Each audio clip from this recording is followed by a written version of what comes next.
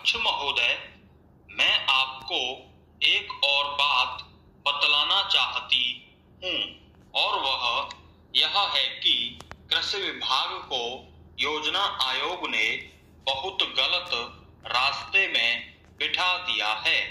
उन लोगों के पास लड़ने के लिए दम नहीं है और देश में खाद्यान्न का उत्पादन बढ़ाने के लिए जो योजनाएं चाहिए और उनके लिए जो धनराशि चाहिए वे उनको पूरी तरह संस्वीकृत नहीं करा पाते हैं।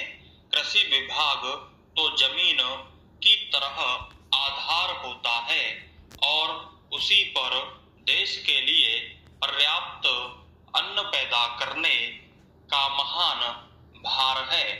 इसलिए यह बहुत आवश्यक है कि अधिक अन्न उपजाने के मार्ग में जो भी आवश्यक कदम यह विभाग उठाना चाहे उसमें किसी तरह की रुकावट न हो।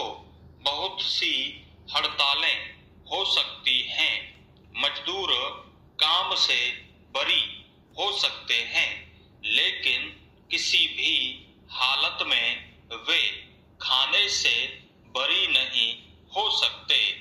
अब हम देखते हैं कि मिलों और कारखानों में हड़तालें हो जाती हैं, छुट्टी हो जाती है तो आम काम के दिनों की अपेक्षा लोग उन दिनों में ज्यादा खाना खाते हैं, ज्यादा दावतें करते हैं। आज यह हमारे लिए यह सर्वाधिक महत्व का विषय है कि हमारा अन्न का उत्पादन उस गति से बढ़े ताकि हम अपनी खपत से अधिक उत्पादन कर उसका निर्यात कर सकें। सरकार तथा इस मंत्रालय के लिए यह समस्या एक बड़ा सिर दर्द पैदा कर रही है। हर एक विभाग में बड़े बड़े अधिकारी बैठे हैं और हजारों रुपए के वेतन ले रहे हैं, लेकिन मुझे दुख के साथ कहना पड़ता है कि उनका दिमाग कार्यालय की मिसलों में लगा रहता है। इस विभाग का काम बहुत ही महत्वपूर्ण है। प्राकृतिक कोप के कारण जो समय समय पर हमारी फसलों को नुकसान होता है, इससे भी अपनी फसलों की रक्षा करने के लिए आवश्यक कदम उठाना इसके जिम्मे है।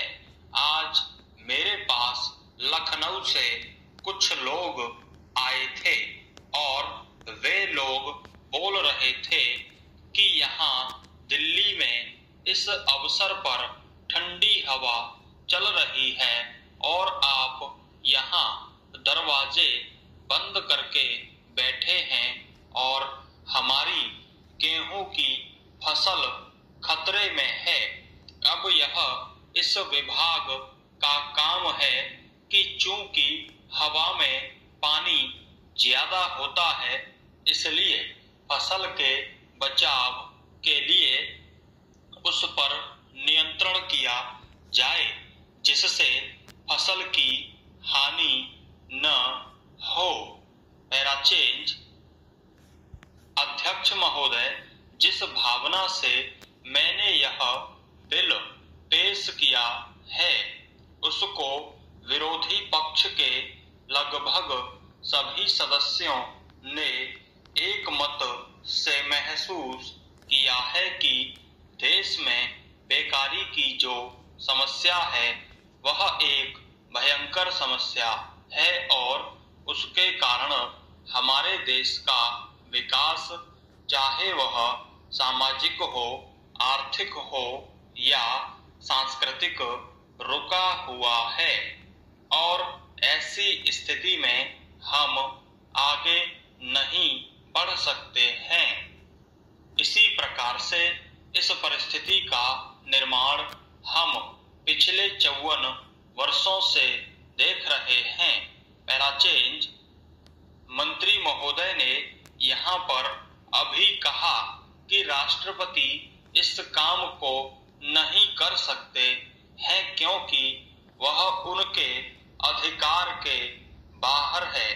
आप राज्यों में राज्यपाल शासन स्थापित करते हैं जब यह देखते हैं कि किसी राज्य में वहां की व्यवस्था, वहां का विकास ठीक नहीं हो रहा है, जब किसी राज्य में गड़बड़ी फैल रही हो, विकास का काम समाप्त हो गया हो और जिम्मेदारी से लोग काम न करते हों, तो वहां पर राज्यपाल शासन स्थापित किया जाता है।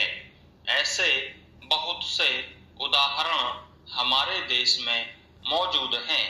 उसी प्रकार से हमारे राष्ट्रपति हैं और अगर देश में इस तरह की स्थिति वर्षों तक चले तो कोई कारण नहीं है आपात के रूप में राष्ट्रपति इस देश की सुरक्षा के लिए, इस देश की उन्नति के लिए जिम्मेदारी अपने हाथ में न ले सकें।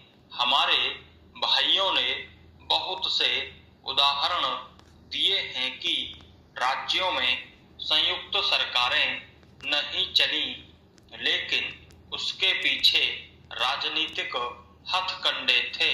अगर कोई राजनीतिक पार्टी जिम्मेदारी से काम नहीं करती तो विधान में यह स्पष्ट है कि राष्ट्रपति शासन अपने हाथ में लें। मैं एक उदाहरण देता हूं कि संविधान में आदिवासी हरिजनों के उत्थान के लिए प्रण किया गया था कि 10 वर्ष में उनकी सामाजिक तथा आर्थिक स्थिति को सुधार देंगे। पहला चेंज, लेकिन यह सरकार उसमें भी असफल रही।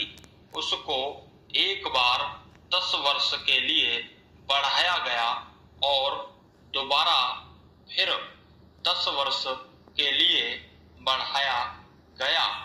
इसी तरह से उसको बढ़ाते जा रहे हैं, लेकिन उनकी आर्थिक और सामाजिक उन्नति आप नहीं कर पाए हैं। इस काम में सरकार बिल्कुल असफल हुई है।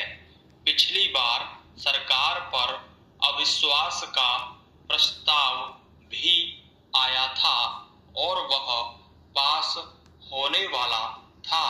इसलिए मेरा कहना है कि हमारे देश में यह जो बेकारी की समस्या है वह एक बहुत ही भयंकर समस्या है।